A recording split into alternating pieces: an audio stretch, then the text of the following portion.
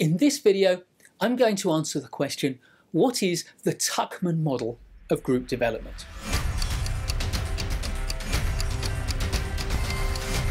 Bruce Tuckman was a psychologist who was charged by the US Navy to develop an understanding of how a group of sailors could come together as a group and develop into a highly functioning team.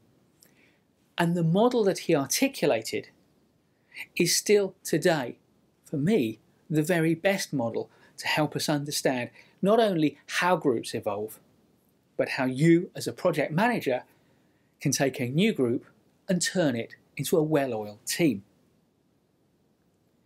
Part of the reason, without a doubt, that the Tuckman model is so successful and popular is that he chose very easy to remember labels for the different stages of group development, labels that rhyme rather nicely.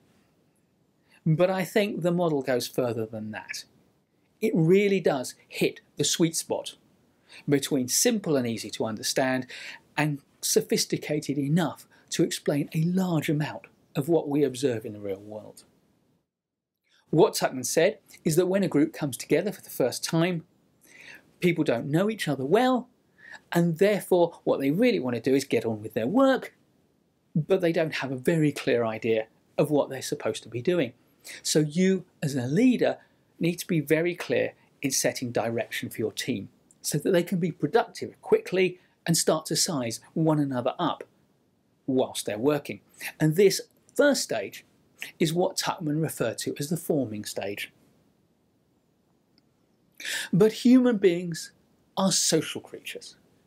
And of course, put us together in a group and we start to socialise, we start to figure out who's going to play what role.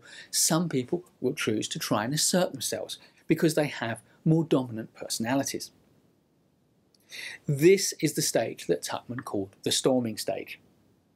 And in the storming stage, you need to continue as project manager to give your team clear direction so that they can be productive, but now you need to intervene on a social level to make sure that the more assertive people don't become over-assertive.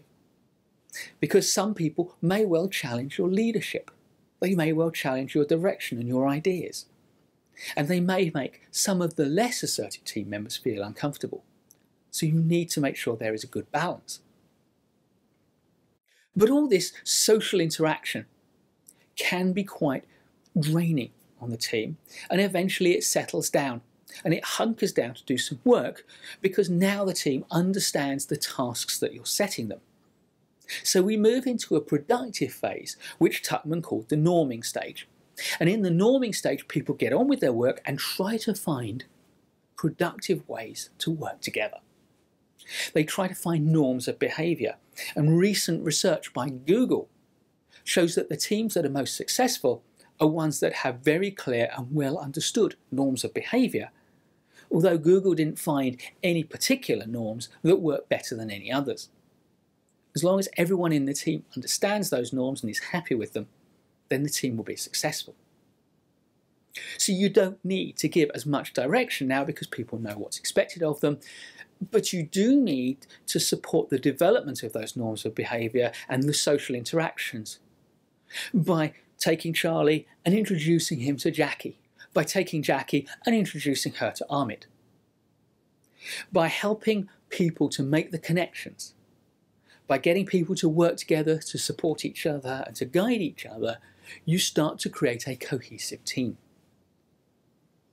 And when that cohesive team finally emerges, you're in what Tuckman calls the performing stage. And in the performing stage, not only does everybody know what's expected of them, but they know what's expected of the team and they're willing to help out. The team will start to look after each other. And therefore, your role as a leader is pretty subtle. You don't need to give a lot of direction because they know what to do. And you don't need to do a lot of facilitation and communication because the team will take care of that. Forming, storming, norming and performing are the four principal stages of team formation that Tuckman identified. Later, working with a colleague, Mary Ann Jensen, they added a fifth stage, the mourning or adjourning stage. This is where the team breaks up. But of course, modern teams don't always break up. Sometimes they just transform into a new team with new members doing a new task. There's a lot to learn and understand about the Tuckman model. It is a brilliant model, and it's well worth studying in detail, because as a project manager, one of our principal roles is, of course, to take groups of people and to turn them into high-functioning teams. And if you understand the Tuckman model and you know how to use it to develop a team, then you can accelerate that high performance level and get the very best out of your teams as quickly as possible.